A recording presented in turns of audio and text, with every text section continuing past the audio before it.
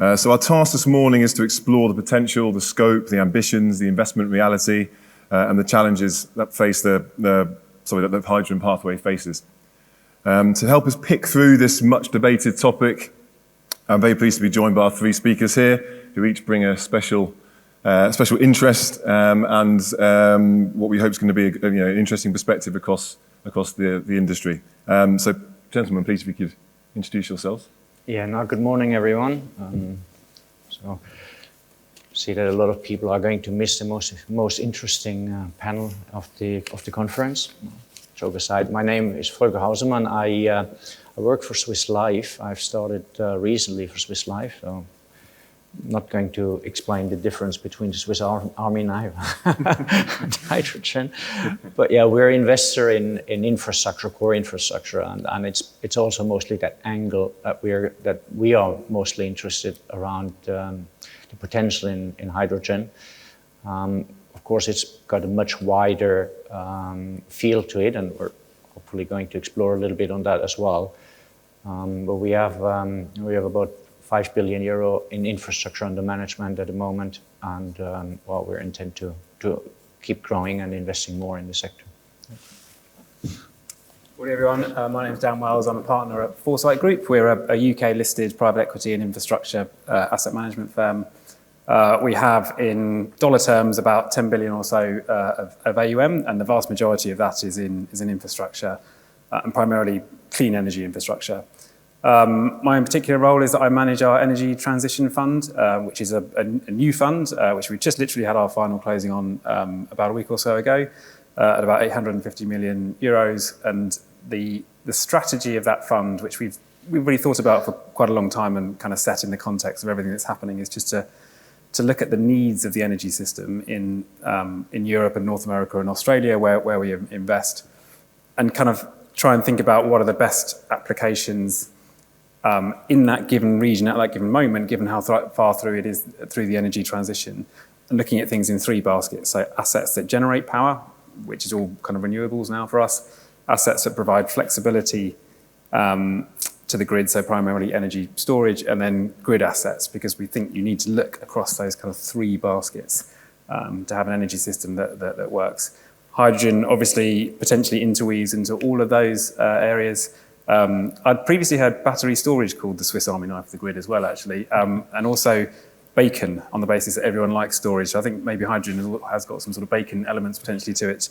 So yeah, it's a great topic to be talking about. I think I might be potentially slightly on the end of kind of pushing back on some of the sort of perceived applications of hydrogen, but I really kind of welcome open debate here, and I feel like it's a highly complex area that touches lots and lots of different sectors. So the overriding priority is to retain an open mind.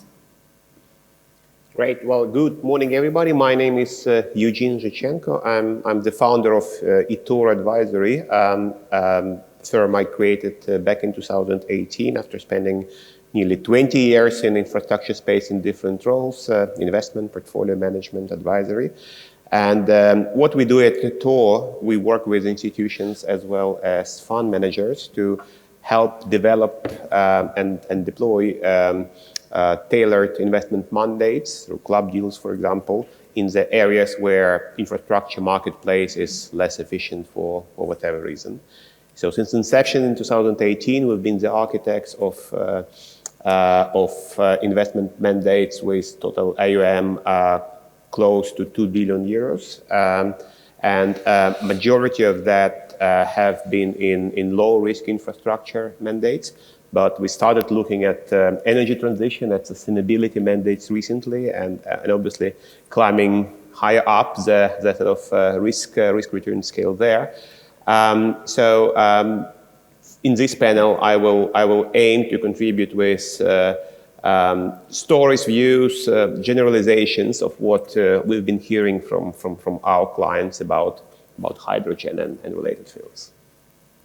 Excellent. Thank you all for being here. And just say to the audience, given we're a relatively small group this morning, please do feel free at any point to raise a hand and ask any questions, or even better, debate the point that's been made on stage. And we're good to get some debate going around this. I think as a starting point, it would be good to sort of try and put the role of hydrogen in some kind of context. So if we could have a look at an overview of the types of hydrogen production and how it's currently being used, just as a bit of background.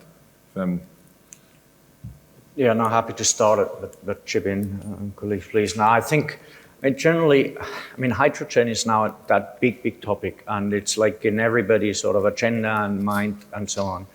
But in reality, we're still very early stage, and really very early stage in everything. So, and yes, hydrogen is out there to everybody sort of hope that it will achieve the net zero, the energy transition, and support all that.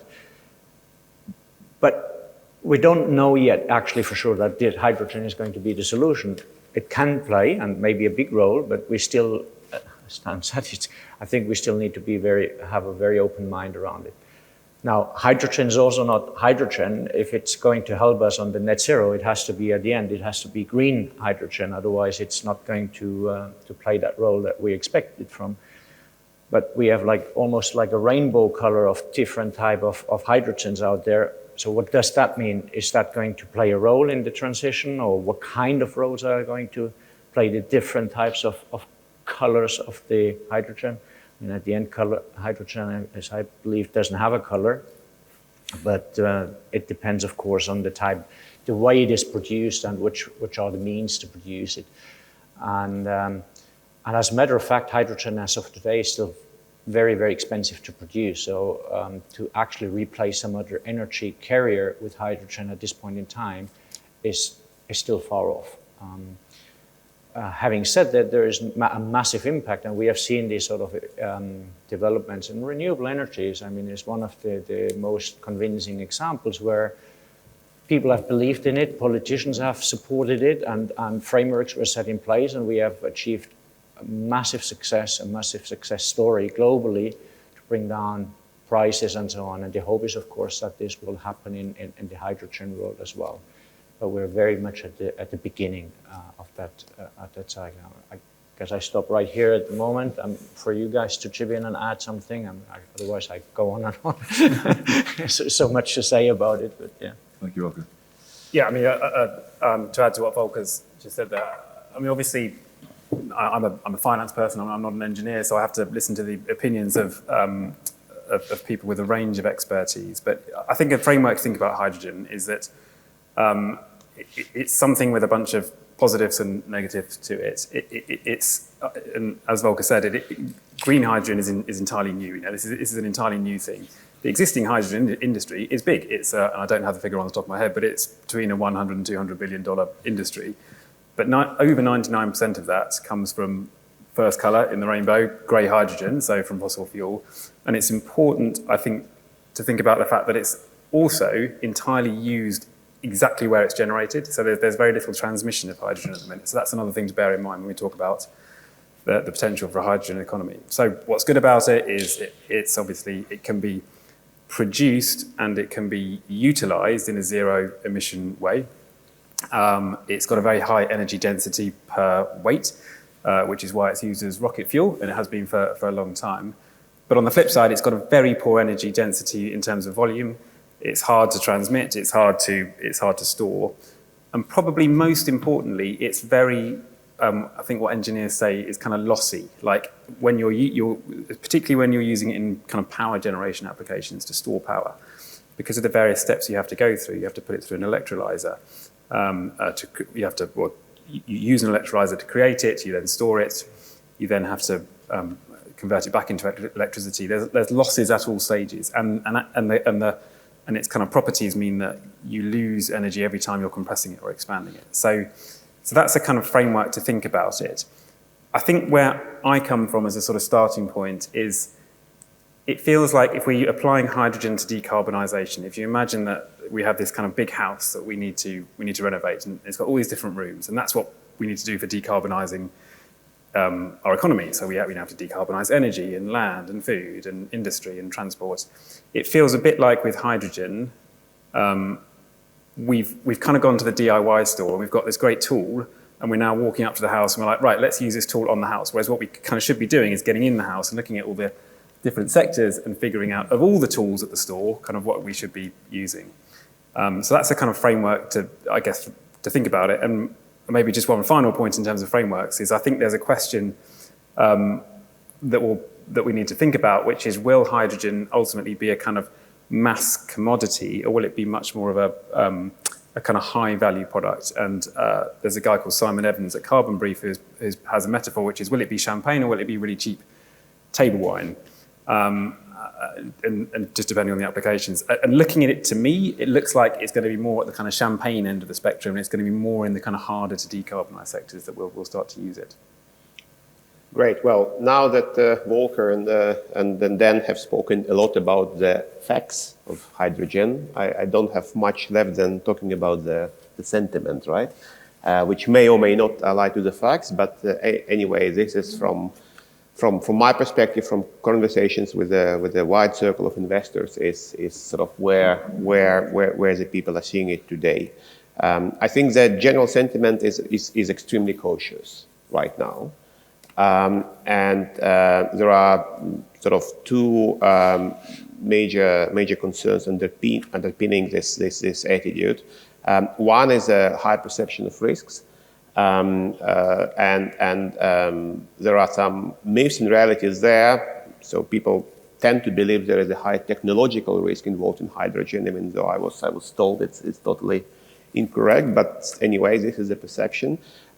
Next, there is a potential market development risk, right? It's a nascent technology. It hasn't proliferated a lot, and there are many questions about when and how it reaches the scale when, you know, the economies become attractive and sustainable going forward.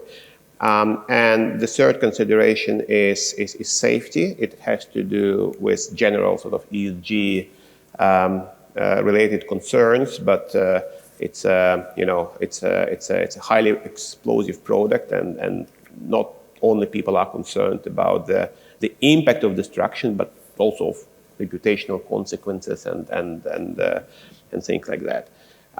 So this is a short summary on assessments of the risk side, and also, let's say, related to benefits, and not talking about economics.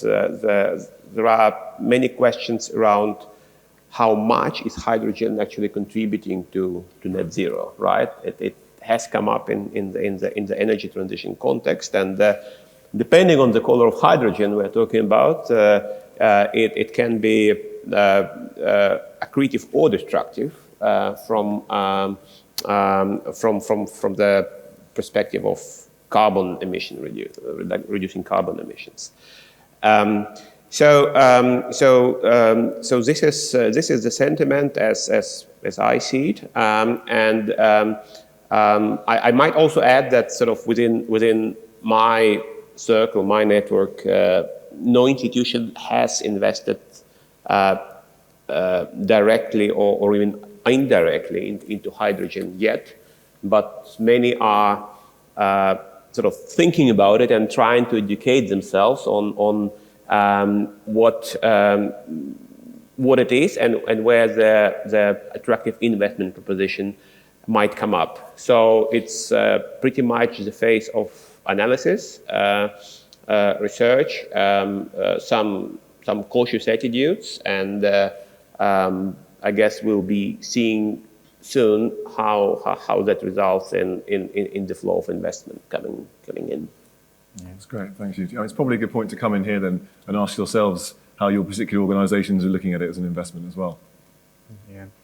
Now, as I said, I mean, on our side, it's pretty much, I mean, we're looking at it from the infrastructure side at the end. So what kind of infrastructure will be required in that whole sort of value chain of hydrogen, and what's the game for the infrastructure specifically, infrastructure investors specifically in that sense.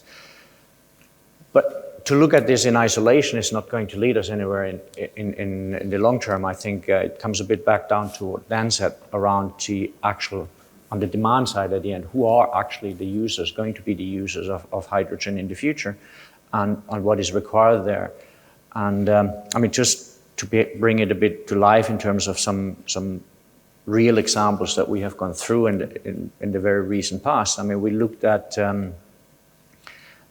gas networks in Central Europe, in Germany, very recently. And if you look at gas network, I mean, the gas sector, of course, in the gas sector and gas industry, people want to believe very much in hydrogen as basically the fuel to replace the natural gas, and making those networks necessary for the future. So in that sense, is that really so? Will you need the type of pipeline network or pipeline grid that we have today? Will the end consumers of hydrogen be the same kind of consumers that use natural gas today?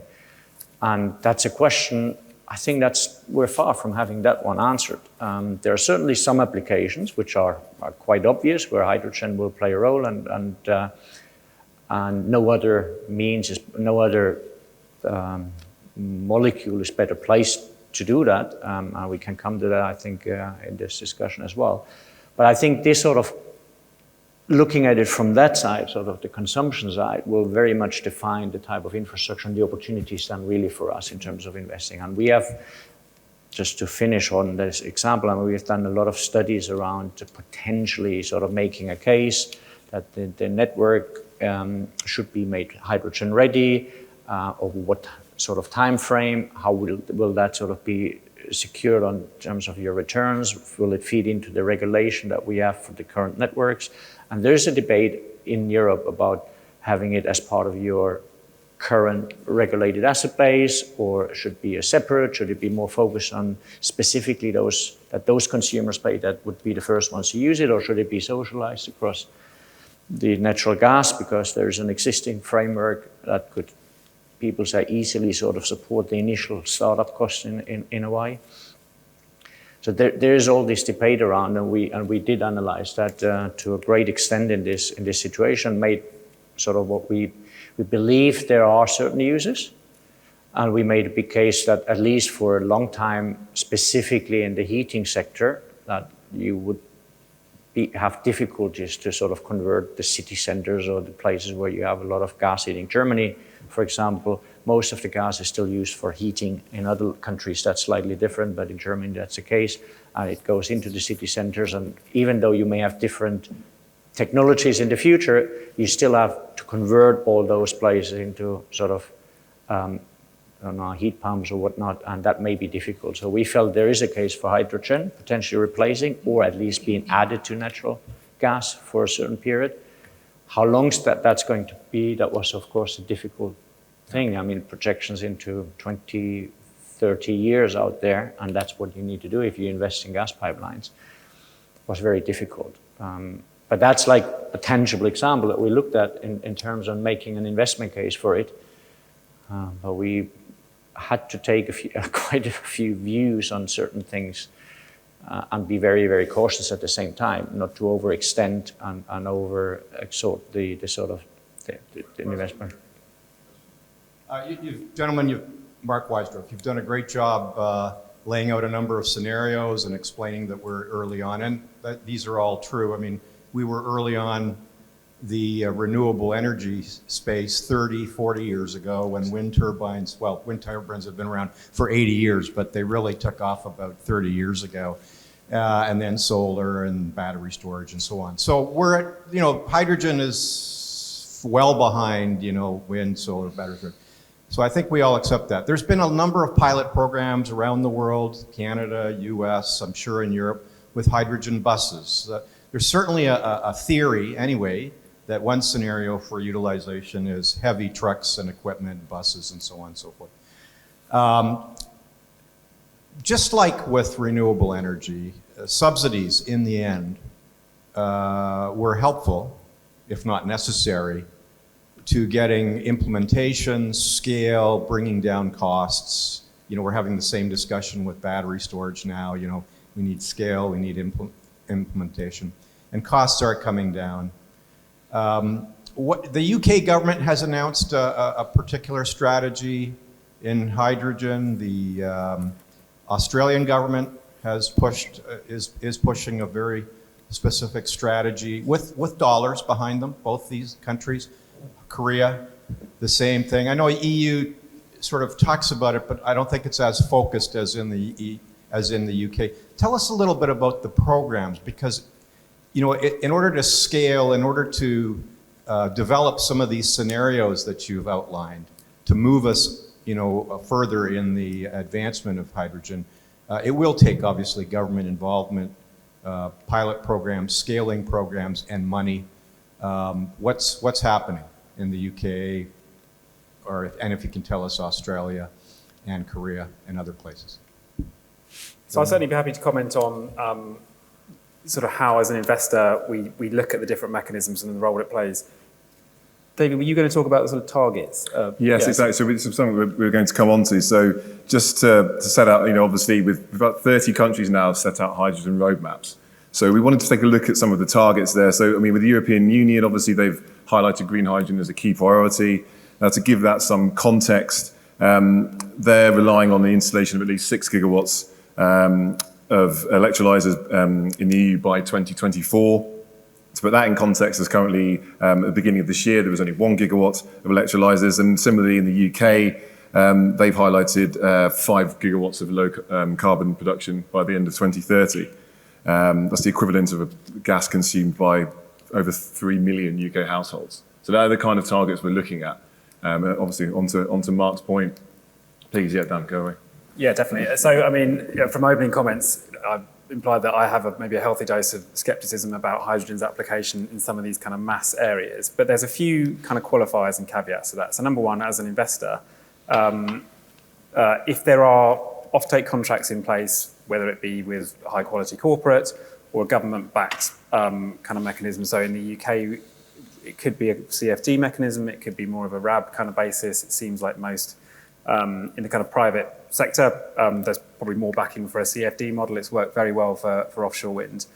As Eugene kind of touched on, there's obviously lots of different types of potential hydrogen infrastructure investments you could make, but the most simple is just a renewables plant with an electrolyzer kind of built onto it. There's really no extra technology risk there because you know what the performance is going to be. The uncertainty is the cost declines in the electrolyzers.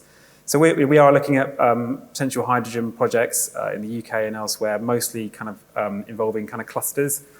So where you have an off-taker kind of nearby who in particular can use hydrogen for on-site transport.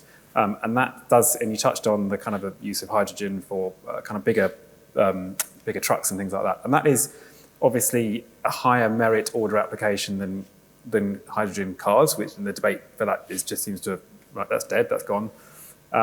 It's the more, I think, this from a personal perspective, I look into it, the more I talk with people who are genuinely crunching the numbers, even the kind of the sort of bigger truck applications seem more difficult unless you have assets which you need to kind of sweat 24/7. So you're thinking about municipal, like bin lorries, as we would call it here.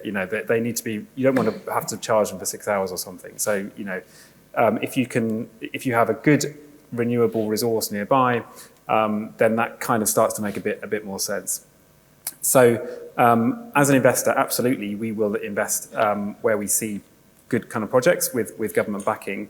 I think there is, again, caveat personal view, that some of potentially the over-emphasis of hydrogen is just because of various kind of strategic perspectives and obviously perspectives from the incumbent oil and gas sector, and that's just how it's going to be. It makes sense. We've got a lot of fossil fuel infrastructure here, and it makes sense, for example, in the UK, that we should be thinking about how we use our gas grid, which helpfully has already been a lot of the job has been done of converting it to make it kind of hydrogen ready. Not all of it, but a lot of it. So that's kind of helpful.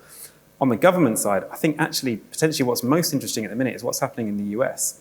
And if anyone knows more, that's great. But as I understand it, the infrastructure bill that's going through Congress at the minute now has a tax credit component for it for hydrogen. And the numbers on that seem to suggest that would immediately make wind hydrogen production economically viable, i.e., competes with grey, and kind of gets solar kind of halfway there. So that's a bit of a game changer there. Now that does mean still that you're building dedicated renewables just to supply the electrolyzer plant, but that's a real step change. So I certainly, notwithstanding the comments around maybe wider skepticism, where there's a will and government backing, then stuff will happen, and we should never underestimate how quickly these costs will come down because human ingenuity as you referred to, we've seen it in batteries, we've seen it in solar and wind, and that's going to happen again here as well. Yeah, Eugene, please. Yeah, and in terms of comparing where we stand on governmental support for hydrogen versus some other energy transition sectors, I think it's fair to say we've seen sort of interesting political statements from all key jurisdictions. As Dan just explained, US is the only place where those statements translate into something that may become more or less concrete. But looking at Europe or the UK, it remains to be seen sort of what sort of actual benefits can people make use of as they continue developing use cases for hydrogen. So, for example, for electric vehicles, there is a major program in the EU called, let's say, EV equipment of major transportation corridors, TNT. And amongst other things, it means benefits for getting sort of connection and land allocation, as well as very active co-financing support from European Investment Bank. So pretty concrete measures. Another example, here in the UK, when you own an electric vehicle and are fortunate to have a parking space in front of your door, you can really get substantial subsidy from the government on sort of making a connection, installing the necessary equipment and things like that. Again, very concrete example that really boosts the demand and helps the market to grow and, of course, support the growth of infrastructure. For hydrogen, I think we are not there yet, and when we get this level of support, not to mention the level of support we've seen with renewable generation subsidies, I think remains to be seen. But we have a front runner here, the United States, so hopefully other nations will follow the suit. Great. Any other questions on that from the audience? It'd be good to hear some other thoughts if there are any.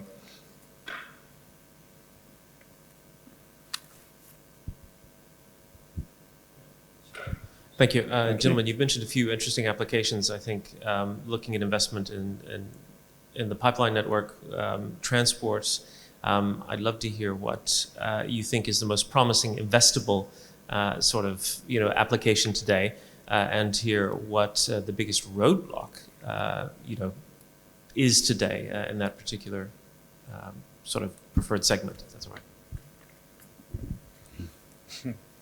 right. Look, I think the most secure part of investment is where it's part of the regulated asset base, because it flows in there. So you have great visibility, and you're not actually depending at the end result or consumer. You just make your network hydrogen ready and you get remunerated. I think that's the easiest bit to sort of invest. I think on the other side, it's still about really developing those integrated projects where you have off-takers, where you have a group of highly rated companies that use it, put together. We are currently also, we're on a real life example that we're doing at the moment, and we're invested in. We have a company that does storage, energy, oil storage, jet fuel storage, and one of the applications, we didn't talk yet about the end user application in very much detail, but one of the applications is potentially in the airplane industry in one way or the other, in sort of either as hydrogen directly or some sort of produced fuel, some syn fuels around that. And what we do see, and we discussed yesterday a little bit about impacts on COVID on infrastructure and so on, and we've seen that that mix with the energy transition has a clear impact on the type of oil products in the storage. And one of the utilizational hope for us is that we develop a utilization around the hydrogen utilization. So a clear investment projects that we design around storage, generation storage, and then potential transformation into the respective fuels that's required. And if we get that done, I mean, that's quite complex, because we are investing in that midstream infrastructure bit, we don't want exposure to the sort of the risk of the fuel offtake or the market risk and so on. So you need to design the project completely in a way that you ring fence that bit and you have your partners that are good for the offtake and all that. And that makes it challenging. That there are not that many projects yet. There are a lot of projects in design and in other sectors that I'm not that familiar with, of course. I hear examples on the steel production, for example. I believe Zhuchenko is trying to develop a big project in Germany around that. I think Vattenfall in Sweden has already a demonstration project around using hydrogen for the steel production. I think they're potentially the first one in terms of the furthest. But these are the type of projects I think you need to compose and design initially to really sort of find specific applications, demonstrate them, and then they sort of, once they are there and you have more examples, they become investable. And you want to be part of that ideally. But then also, I guess it depends a bit where you are in your value chain as an infrastructure investor. And usually we're a bit risk averse. We're investing a bit later. We're not necessarily the ones that are developing the application of technologies on our side. So it's only part potentially of a business that we already own, like the storage, where I said where it plays a role. I think we wouldn't be necessarily the first ones to sort of go into that sort of development of a whole integrated new project that maybe probably more for venture capital in that sense.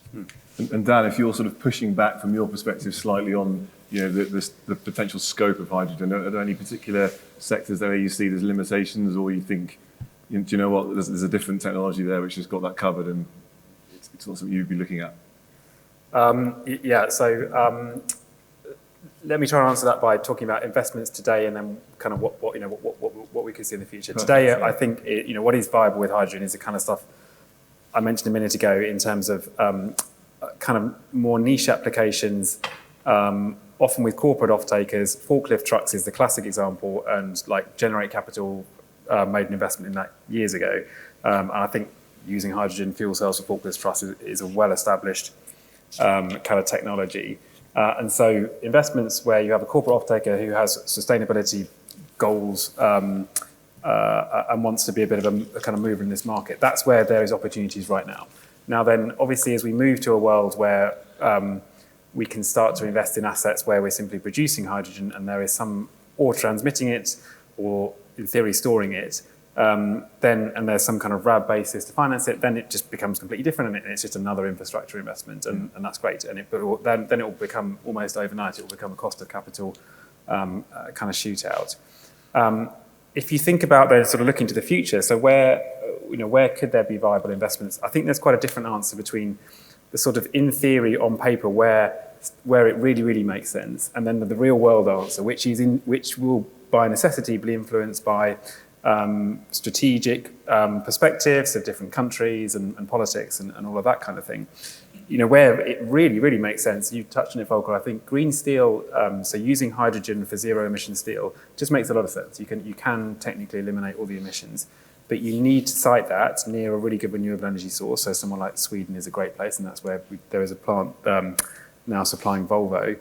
Someone like Australia would be another brilliant place. There's an obvious case for Australia to simply make huge amounts of steel and export it, because you can obviously transport it kind of easily. But you're going to have strategic interest pushing back on that, because for the UK or for Germany, you don't want to be saying we're going to have no steel industry. So there will be support for doing that kind of thing here, even though, as we talked about, moving hydrogen around is kind of hard. Other investments right now, we talked about the US and the fact that you can create. So let's assume that tomorrow we can create economically viable or competitive green hydrogen. So who would you be selling it to? Well, right now you'd be selling it to the incumbent industries. So the demand for hydrogen is primarily from oil refining, so chemical processes within oil refining and production of ammonia, both of which are really big greenhouse gas kind of contributors. So actually, the real thing for hydrogen, I would say, is not to say how can we use it as a decarbonisation tool across the whole system. It's actually, well, number one, hydrogen actually has to sort itself out first. It needs to decarbonise, and then we'll start to see how these applications kind of play through in the future. Sure. Eugene, to that point? Well, not much to add, except maybe sharing my own expectations that for some time it will remain pretty much sort of private equity style play for investing in hydrogen. People might wonder sort of which bucket it really fits. Is it infrastructure investment or is it a different asset class? But as market develops and it continues to get sort of gaining the scale and reduce the risk profile, obviously more of infrastructure involvement will come in. In terms of investment profile, since this sector, however you define it, it's still in sort of market development phase. I think investments that rely on partnering with large corporates are probably more interesting, simply because it's not the task for financial investors to really create the market. Strategic should drive the way, but I think building alliances there, either with off-takers or with producers or with service providers like tank stations, for example, that can be a constructive way of making first successful investments in this space, in my view. Great. And given that we're obviously a global discussion here today, it'd be interesting to get your thoughts on, from a geographical perspective, where you really think some of the, I suppose the first moves are going to come out of, if you've seen anything in particular from certain areas. Dan, perhaps. I think the UK and Germany are both good examples. Germany does have very big ambitions for hydrogen, and there's obvious kind of reasons for it. If you think about the where Germany sits physically in Europe, its current energy generation basis, so there's real kind of logic for that. I might give a slightly different answer though, sure. Which is because we could talk about sort of different hydrogen investments, and happy to take questions on other sectors like aviation or kind of marine. And Eugene's made a really good point. Obviously, you need to differentiate between some of these are infrastructure and some of these are out and out private equity. If you're financing a green steel plant, that's a private equity investment because you're taking commodity price risk and all of that kind of stuff.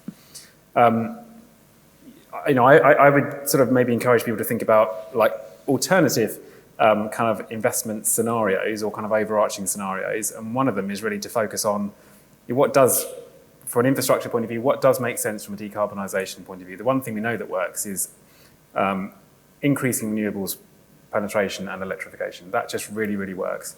Electricity, a kilowatt hour is a much more useful unit of energy than a unit of hydrogen, and you can transmit it much more easily. We have the infrastructure there, and so a focus on increasing connectivity between grids, so grid balancing, will allow us to deploy much more in the way of renewables than we thought was possible. And although energy is only one part of the mix, it's the backbone of the energy transition. So my sort of contrarian view would be try and focus, have a look at the kind of the sort of the alternatives as well, because notwithstanding all of this support and strategic backing for hydrogen, it might just be that some of the kind of inherent flaws in it just make some of these things uncompetitive. And in terms of alternatives, it would be sort of good to understand, I appreciate this obviously goes sector by sector, but obviously electricity, I suppose, is set out. Is it as clear and cut as if you can electrolyse it, then do, if you can't, let's look at hydrogen as a solution there?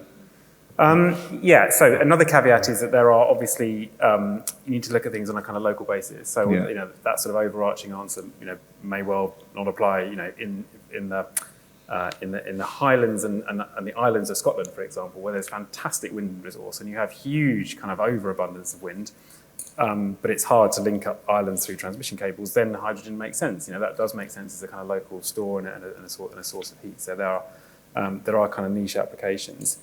But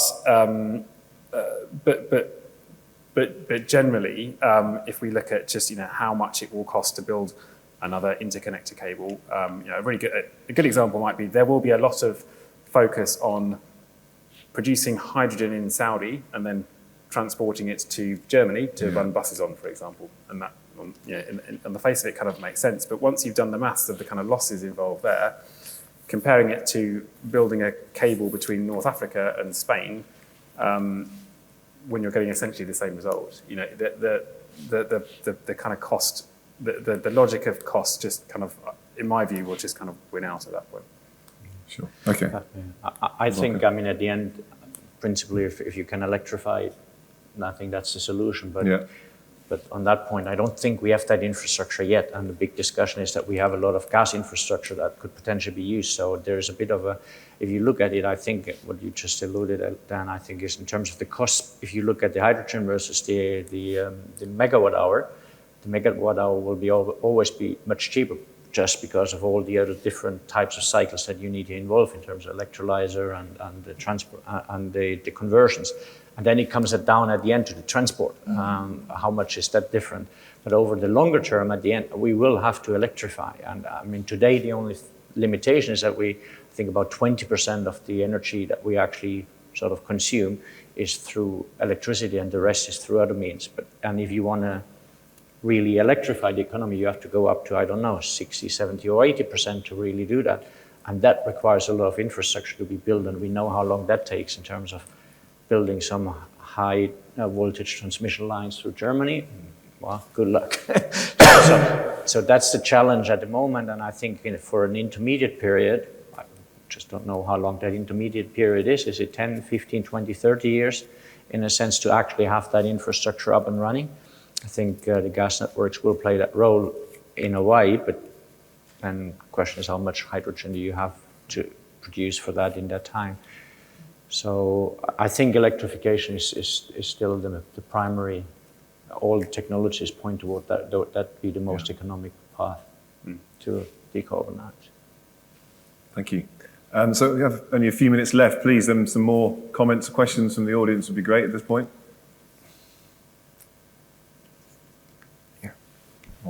Thank you. I mean, you talked a lot about, well, you talked at the beginning about grey hydrogen. You talked then subsequently about green hydrogen. The blue hydrogen, basically made from gas, and the economics of that. Do you see the route to green being basically via blue, or do we, which I think seems to be the way we're heading in the UK, or are we? Is there a? Do you think that the economics of this mean that you can go straight to producing green hydrogen economically using offshore wind or wind applications? It's a hot topic. Yeah, there's some really pointed views there. So if you listen to, I think Chris Stark from the Climate Change Commission was commenting on this a couple of weeks ago.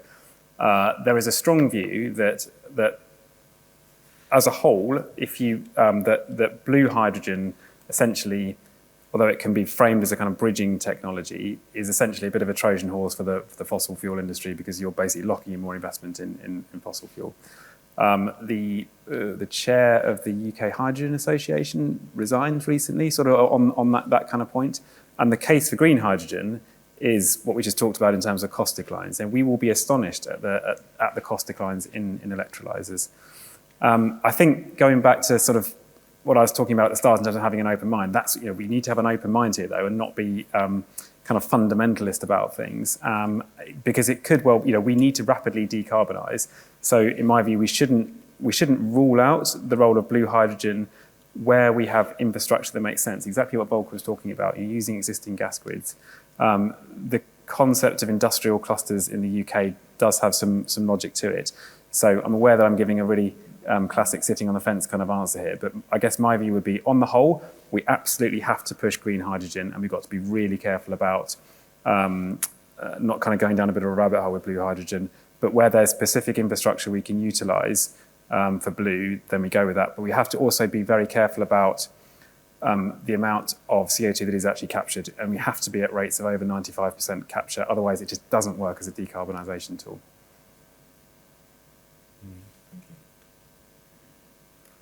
Any others on the floor at all? James, I think we're... Well, thank you very much, gentlemen. That was great. Thanks to the audience for your participation as well.